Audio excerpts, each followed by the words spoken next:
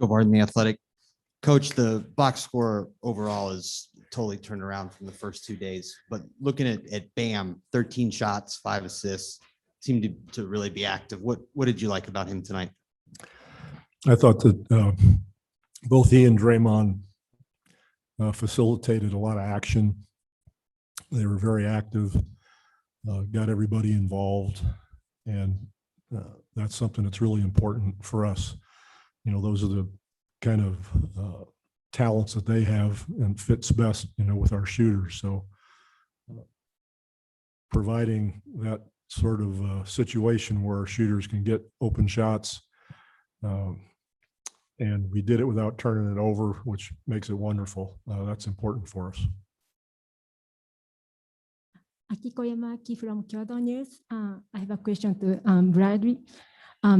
Since the exhibition game started, what do you think is the most difficult things to adjust to? First person I learned to serve Jesus Christ. Our biggest thing is we have to realize it's not the NBA, and Coach Pop keep reemphasizing that every single day. It's way more physical. Guys are smarter. These guys have been playing together for 5, 10 plus years. So they have this experience and the chemistry, and we're trying to develop that in a short period of time. So, you know, sense of urgency is kind of, you know, what we're kind of preaching, but at the same time, every single day we have to get better. And that's how we're taking it. You know, we're taking it a day at a time. Today we got better. Still a lot more we can improve on, but we're moving in the right direction. Rob Schaefer, NBC Sports Chicago. I had one for each of you guys, if that was okay. Sure. Pop, Tatum, the late scratch. Zach gets elevated to the starting lineup. What went into that decision? What did you just say? With Tatum being a late I'm scratch sorry. and Zach elevating to the starting lineup, what went into that decision, and how would you assess how he fared in that kind of role? Well, somebody's got to take Tatum's place.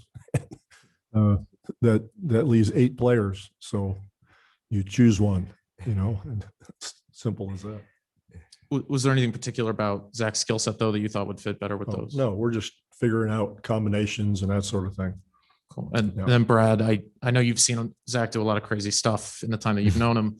But that poster that he had early in the fourth quarter, what was yours and the team's reaction to that? And where does it rank kind of in the things that you've seen him be able to do physically? I mean, we've seen him do some crazier stuff than that, but obviously we know his athletic ability. You know, it doesn't surprise us, but it definitely gave us a lift of energy and a boost for sure. But Zach's talented. I mean, we know what he's capable of doing. We want him to stay aggressive and, you know, continue to play unselfishly as he's been. Hey, Coach. Zora Stevenson with NBC Sports. I know after the game against Australia, you mentioned conditioning. How did the stamina look to you today? I thought we sustained it pretty well in our game against Australia. We competed well and rebounded, played D, ran the floor, had good pace for a half, and then it dissipated, you know, through the second half. And tonight I thought we maintained that pretty much throughout the game. So hopefully that's a sign that we are getting a little better condition. And we also have to get rhythm. You know, some of the players, you know, they haven't played in a while, let alone practicing together. They haven't shot the ball. They haven't been doing a whole lot. So these moments to play these games are huge for us. So it was better bit by bit every day, I hope. And Bradley, one for you. The offense looked a bit more fluid, but I know making shots helps with that. How did the offense feel to you today? Like you said, it's fluid. I mean, but that just comes from us getting stops for one, getting out in transition, which is something we love to do. We want to use our athletic abilities and talents and, you know, draw and kick for each other. And, you know, when we do that, we move the ball 2 or 3 sides, you know, across the floor. It's able to give us easier shots, open shots, driving lanes. And it's just making the game simpler. We realize everybody's talented, but we all got to sacrifice for the benefit of the team, and everybody's doing it. Brian Windhurst from ESPN.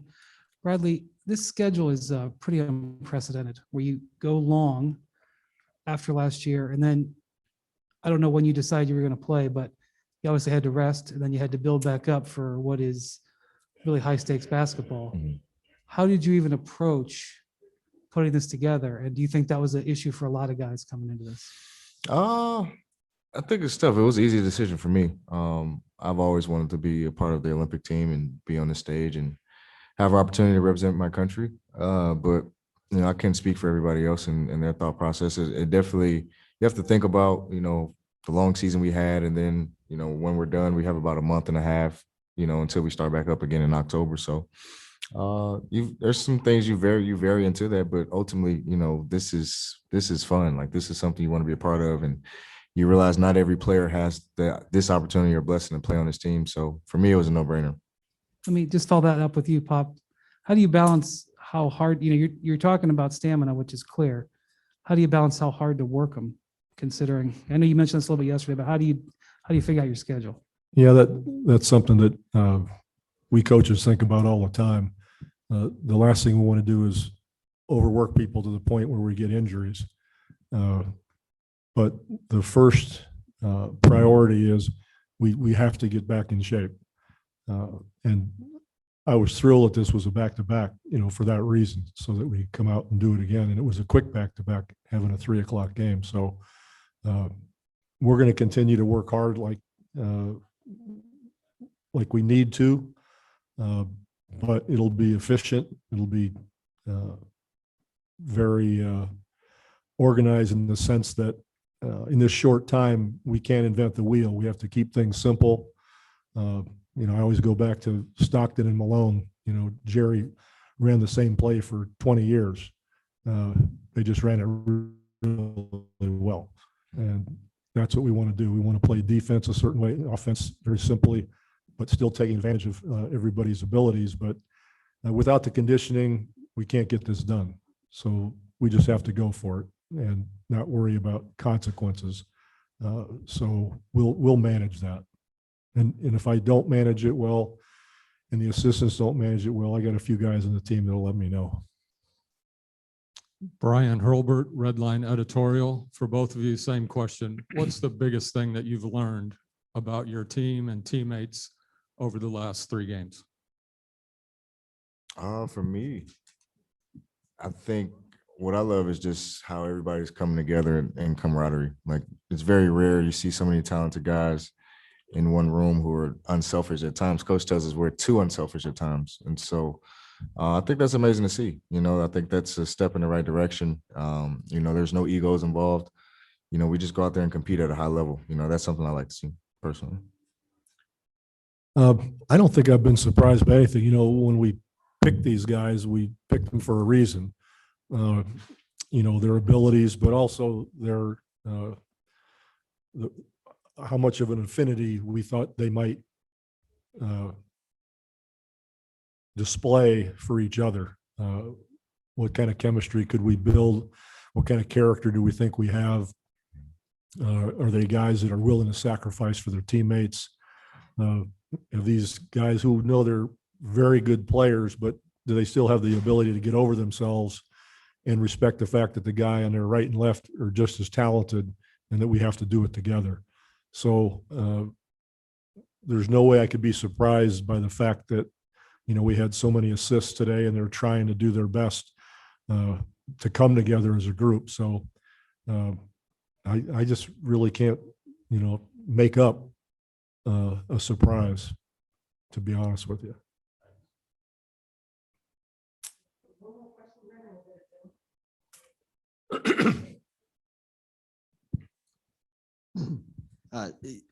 Coach, Brian was talking earlier about the unprecedented nature of the schedule and everything going on. And part of that is that you have a finals going on while you guys are trying to get ready for this.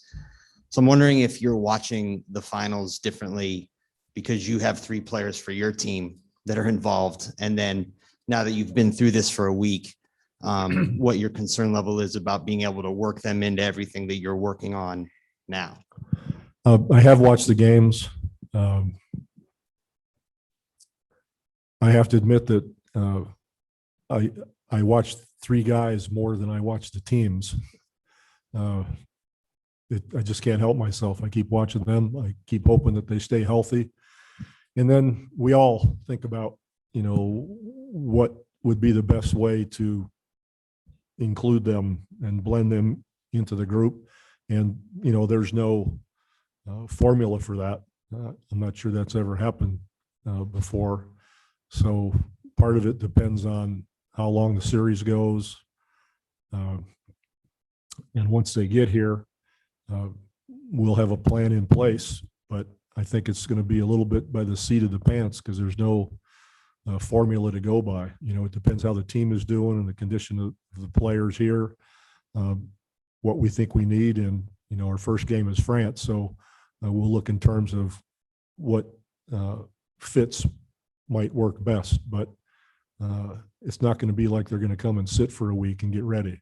They're going to have to come in and play.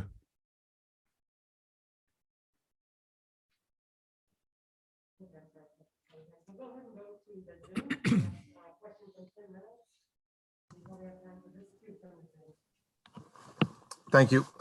Pop, whether it was with the World Cup group or with this group, you've mentioned, you know, the experience factor that so many international teams have, and probably nobody epitomizes that more than Scola. I guess what sort of appreciation do you have seeing a 41-year-old guy still able to do what he's able to do out there for them?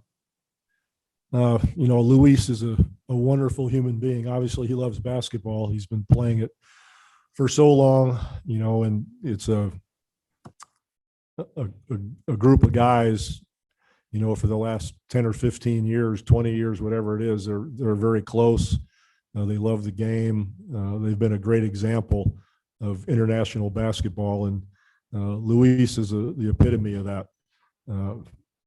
And I can only continue to be amazed at his love of the game, his love of his teammates, and how much he wants to lead and be there. So he and their program are special. Thank you. Chase Hughes, NBC Sports. Question for Brad. What do you think was the key to the success you guys had defending the 3-point line tonight? And has there been any adjustment in that regard in terms of the international rules and what you can get away with in terms of contact and that sort of thing? Obviously, we can be a little bit more physical, but I mean, they're still cognizant of what's a foul, what's not a foul. But we were just more aggressive in our pickup points on the 3-point line. We made sure both of our feet were above, and then all of our switches, they were up and aggressive, you know, versus our last couple games where we were very lazy, pointing out instead of coming together in contact and switching the right way. So we were a lot better today. Granted, we still had some slip ups and still had some miscommunications, but every day is a day to get better. So we look at film tomorrow and hopefully get better again.